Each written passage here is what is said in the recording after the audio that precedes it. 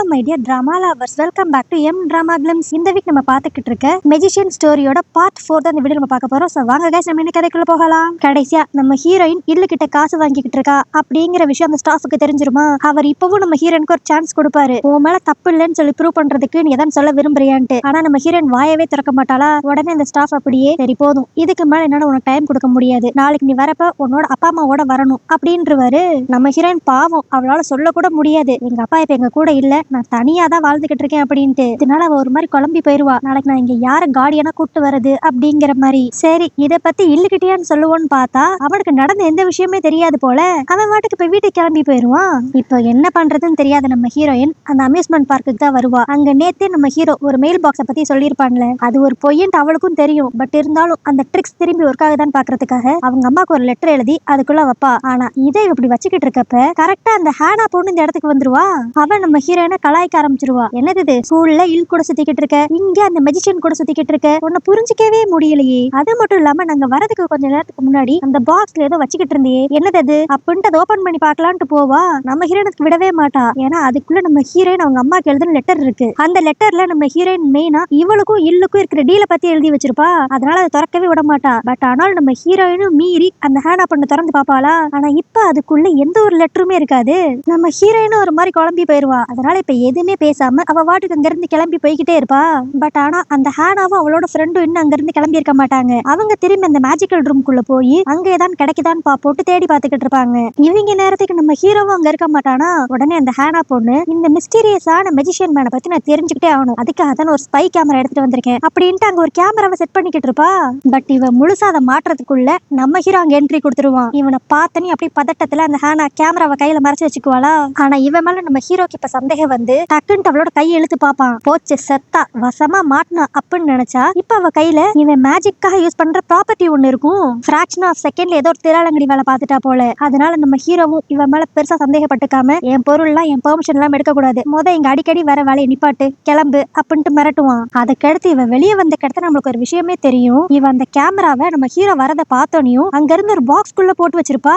இப்ப அது ரெக்கார்டிங் கண்டிஷன்ல வேற இருக்கும். ஆனா இது தெரியாத நம்ம ஹீரோ அவங்க இங்க சும்மா தான் வந்திருக்காங்கன்னு நினைச்சிட்டு அவன் அவனோட கேஷுவலான வேலையை பார்க்க ஆரம்பிச்சிருவான். இதுவே இன்னொரு பக்கம் அந்த இல்ல தான் காட்டுவாங்க. அவன் இப்ப ஸ்டடீஸ்க்காக எக்ஸ்ட்ரா டியூஷன் ஒரு இடத்துல போய்கிட்டு இருப்பானா. அங்க இப்ப படிக்காம நம்ம ஹீரோ கத்து கொடுத்த சில மேஜிக் ட்ரிக்ஸ் எல்லாம் அப்படியே ட்ரை பண்ணி பார்த்துக்கிட்டு இருப்பான். இதை வந்து அங்க இருக்கிற ஸ்டாஃப் பாத்துருவாங்க.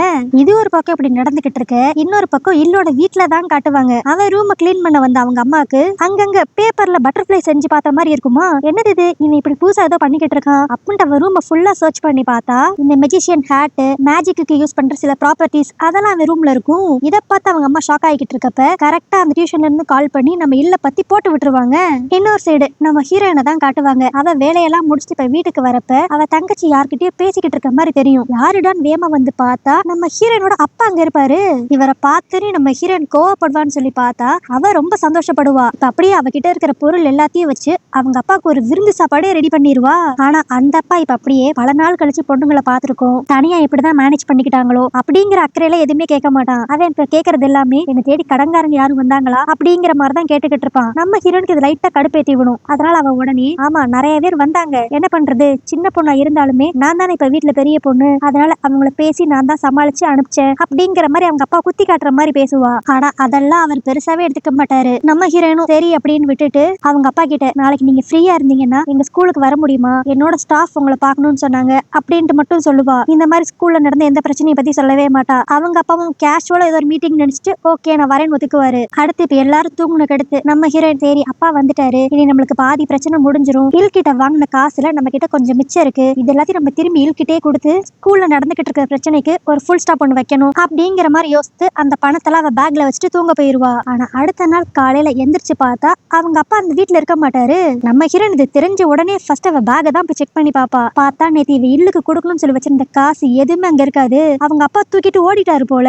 இந்த சீன்லாம் பாக்குறப்ப அவங்க அப்பா மேல செம கோவமாவும் இருக்கும், நம்ம ஹீரோயினை பார்க்க ரொம்ப பாவமாவும் இருக்கும். அடுத்து இப்ப ஸ்கூல்ல தான் காட்டுவாங்க. அந்த ஸ்டாஃப், எங்க உன்னோட பேரண்ட்ஸ் யாரையுமே காணும் அப்படின்ட்டு நம்ம ஹீரோயினை பிடிச்சு கேட்டுக்கிட்டு இருப்பாங்க. நம்ம ஹீரோனுக்கு என்ன பதில் சொல்லணும்னே தெரியாது. அவ அப்படியே அமைதியாவே இருப்பாளா. இதனால அந்த ஸ்டாஃப் ரொம்ப கடுப்பாகி, உனக்கு நான் கொடுத்த டைம்ல முடிஞ்சு போச்சு, இனி எதனால ஸ்ட்ரைட்டா பிரின்சிபல் கிட்ட போய் பேசிக்கலாம் அப்படின்னு அவர் சொன்ன உடனே நம்ம ஹீரோயின் ரொம்ப பயந்துருவா. ஏன்னா இது பிரின்சிபல் வரைக்கும் போச்சுன்னா அடுத்து இந்த ஸ்கூல்ல படிக்கிறதே டவுட் ஆயிரும். அதனால இப்ப அப்படியே பயத்துல நானும் இல்லு ஒரு டீல் போட்டுக்கிட்டோம் அப்படிங்கிற மாதிரி சொல்லிடுவா. இப்போ இந்த விஷயத்தினால இவளுக்கு எதுவும் பிரச்சனை வந்துருமா இல்ல இல்லுக்கு எதுவும் பிரச்சனை வருமா அப்படிங்கிற மாதிரி யோசிச்சுக்கிட்டே வீட்டுக்கு வருவாளா. வந்தனையும் இவளுக்கு புதுசா ஒரு நம்பர்ல இருந்து கால் வரும். யாருன்னு பார்த்தா இவங்க அப்பா கால் பண்ணுவாரு. கால் பண்ணவர் வெக்கமே இல்லாம, சாரிமா எனக்கு கொஞ்சம் வேலை இருந்துச்சு, அதனாலதான் சொல்லாம போயிட்டேன், இன்னொரு நாள் கண்டிப்பா நான் உங்க ஸ்கூலுக்கு வரேன், அது மட்டும் இல்லாம அந்த பணம் எனக்கு கொஞ்சம் தேவைப்பட்டுச்சு, அதனாலதான் நான் எடுத்துக்கிட்டேன், நீ கவலையே படாத, அப்பா சீக்கிரமாவே நல்லா சம்பாரிச்சு உனக்கு டபுள் மடங்கு அந்த பணத்தை திருப்பி கொடுத்துறேன் அப்படிங்கிற மாதிரி சொல்லிக்கிட்டு இருப்பாரு. ஆனா நம்ம ஹீரோனுக்கு இப்ப கடுப்பாய் கேட்டு விட்டுருவா. நான் ஜஸ்ட் ஹை ஸ்கூல் தான் படிக்கிறேன், ஆனா நான் இப்பவே எவ்வளவு பார்ட் டைம் ஒர்க் பாத்துக்கிட்டு இருக்கேன்னு தெரியுமா, நான் உங்ககிட்ட பெருசாலாம் எதுவும் கேட்கல, எங்க கூட வந்து இருந்து நான் பாக்குற மாதிரி சில வேலையை நீங்க பார்த்தாவே ஏதான் நம்மளுக்கு காசு கிடைக்கும், ஒரு ஃபேமிலியே சந்தோஷமா வாழலாம்ல அப்படின்ட்டு கேட்டு விட்டுருவா. ஆனா அதுக்கு அவங்க அப்பா அப்படியே, நீ சொல்ற மாதிரி எனக்கும் உங்க 2 பேர் கூட இருக்கணும்னு ஆசைதான், ஆனா இப்ப என்னோட நிலைமை சரியில்லை, அதனால உன்னோட தங்கச்சியை நீ தான் பாத்துக்கிற மாதிரி இருக்கும் அப்படிம்பாரு. ஆனா இப்ப நம்ம ஹீரோன் கடுப்போட உச்சத்துக்கே போயிட்டு, சரி நீங்க என்ன பத்தி யோசிக்க வேண்டாம், எனக்கு தான் அப்பா அம்மா பாசம் கிடைக்காம போயிருச்சு, நான் கொஞ்சம் வளர்ந்த பொண்ணு, ஆனா என்னோட தங்கச்சியை பத்தி யோசித்து பாத்தீங்களா, இந்த வயசுல அவளுக்கு பேரண்ட்ஸ் சொல்லி கூட யாருமே இல்ல, நீங்க போறதுதான் போறீங்க, அவளையும் உங்க கூடவே சேர்த்து கூட்டு போக வேண்டியது தானே, ஒரு ஹை ஸ்கூல் படிக்கிற பொண்ணா இருந்துட்டு நீங்க வாங்கி வச்ச கடனையும் நான் தான் அடைக்கணும், என்னோட தங்கச்சியும் நான் தான் பாத்துக்கணும், இது எனக்கு எவ்வளவு கஷ்டமா இருக்கும் கொஞ்சம் கூட நீங்க யோசித்து பார்க்கவே மாட்டீங்கல்ல அப்படி இப்படின்னு பிடிச்சு கத்தி விட்டுருவா. அவங்க அப்பாவுக்கு இதெல்லாம் கேட்டோன்னே ஒரு மாதிரி மனசு கஷ்டமாயிரும். என்ன மன்னிச்சிருமா, என்னாலதான் நீ இவ்வளவு கஷ்டப்படுற, எனக்காக கொஞ்சம் அட்ஜஸ்ட் பண்ணிக்கோ அப்படிங்கிற மாதிரி சொல்லுவாரு. நம்ம ஹீரோயின் கடுப்புல போன் அப்படியே கட் பண்ணி விட்டுருவா. அதுக்கடுத்து அப்படியே அடுத்த நாள் ஸ்கூல்ல தான் காட்டுவாங்க. இப்ப அசம்பிளில வச்சு அந்த பிரின்சிபல் நம்ம ஸ்கூல்ல இப்படிப்பட்ட ஒரு நல்ல பையன் இருக்கான்னு தெரிஞ்சனையும் எனக்கே ஒரு மாதிரி அதிர்ச்சி ஆயிருச்சு, இவனோட நல்ல செயலை பாராட்டி இவனுக்கு ஒரு அவார்டு கொடுக்கலான்னு இருக்கும் அப்படின்ட்டு அந்த இல்ல ஸ்டேஜுக்கு கூப்பிடுவாங்க.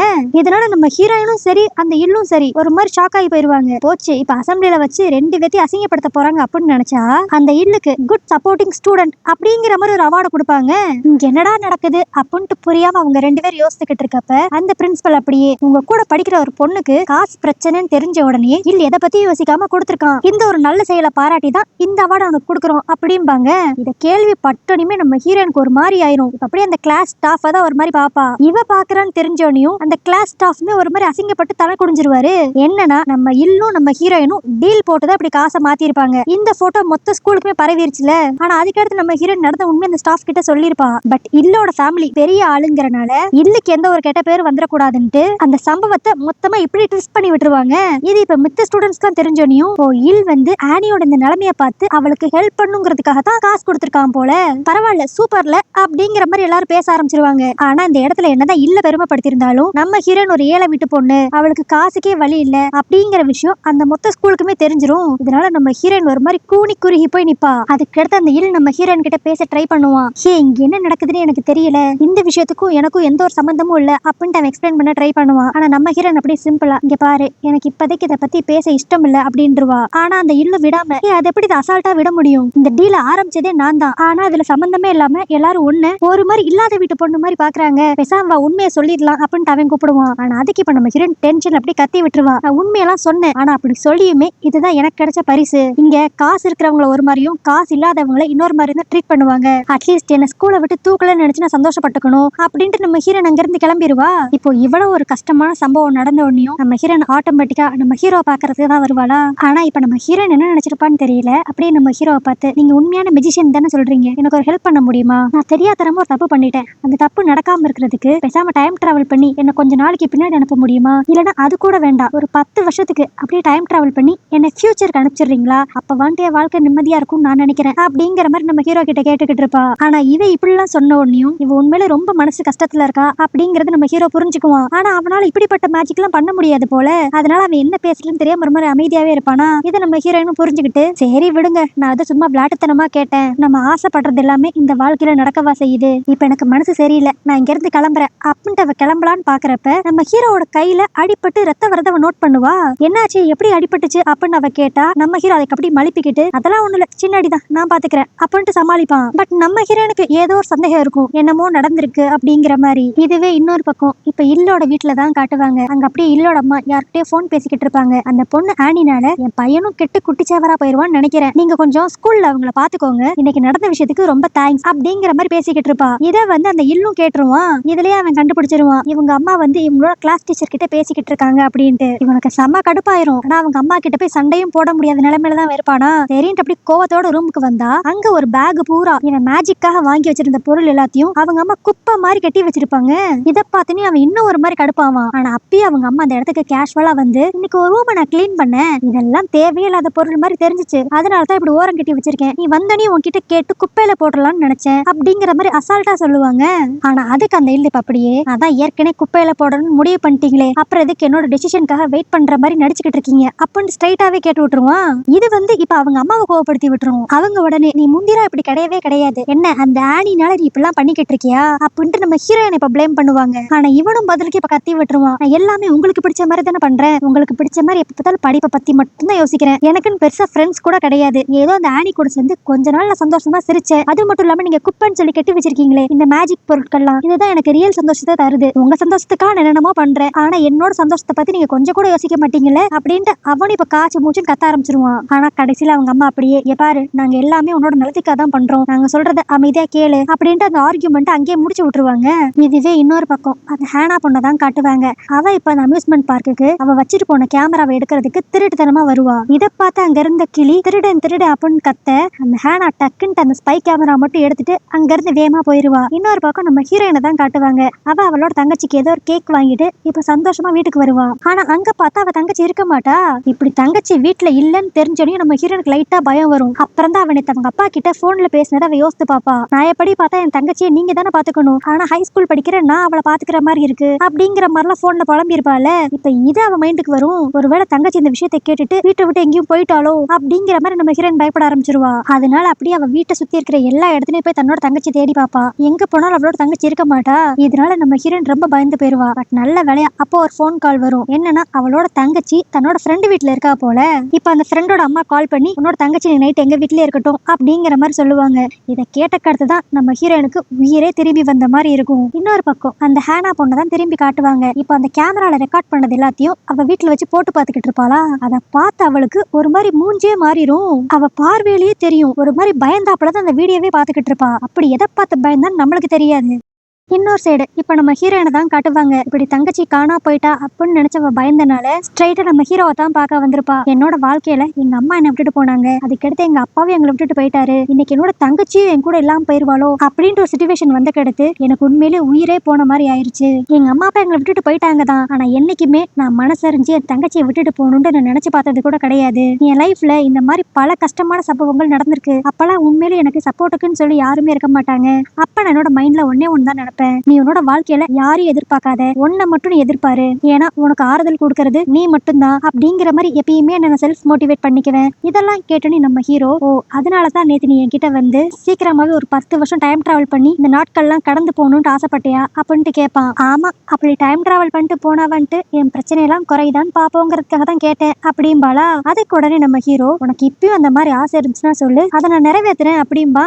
இதை கேட்டுட்டு நம்ம ஹீரோனுக்கு சிரிப்பு தான் வரும். ஆனா இந்த விட நம்ம ஹீரோ சீரியஸாவே கேட்பான் போல, உனக்கு உண்மையிலே டைம் டிராவல் பண்ணி இந்த நாட்கள்லாம் கடந்து போகணுமா அப்படின்ட்டு. ஆனா அதுக்கு நம்ம ஹீரோயின் இல்ல, அதெல்லாம் நான் சும்மா ஒரு கோவத்துல கேட்டது, ஏன்னா இந்த மாதிரி 10 வருஷத்தை ஸ்கிப் பண்ணிட்டு போகணும்னு ஆசைப்பட்டேன்னா எனக்கும் என்னோட பேரண்ட்ஸ்க்கும் எந்த ஒரு வித்தியாசமும் இருக்காது, ஏன்னா அவங்களும் பிரச்சனைன்னு வந்தனையும் இந்த மாதிரி எங்களை விட்டுட்டு போனவங்க தானே, அதே தப்பா நான் பண்ண விரும்பல அப்படின்பா. அதுக்கு அப்படியே நம்ம ஹீரோ சரி நீ ஃபியூச்சருக்கு போக வேண்டாம், அட்லீஸ்ட் பாஸ்டுக்கு போய் இப்ப நீ சொல்ற மாதிரி உனக்கு ஆறுதல் கொடுத்துக்கிட்டு இருக்க ஒரே ஆள் நீதான், அந்த பர்சனை போய் பார்க்க போவோமா அப்படின்ட்டு கேட்பான். நம்ம ஹீரோனுக்கு இவன் சொல்றது ஒண்ணுமே புரியாது. அப்ப நம்ம ஹீரோ ஒரு பேப்பர் எடுத்து அதுலயே ஒரு பிளேன் மாதிரி ஒண்ணு செஞ்சு பறக்க விடுவானா. இதை நம்ம ஹீரோன் அப்படியே ஃபோக்கஸ் பண்ணிக்கிட்டு இருக்கப்பயே அந்த இடமே டோட்டலா மாறிடும். திடீர்னு இவங்களுக்கு முன்னாடி ஒரு குட்டி பொண்ணு வேற உட்காந்துருப்பா.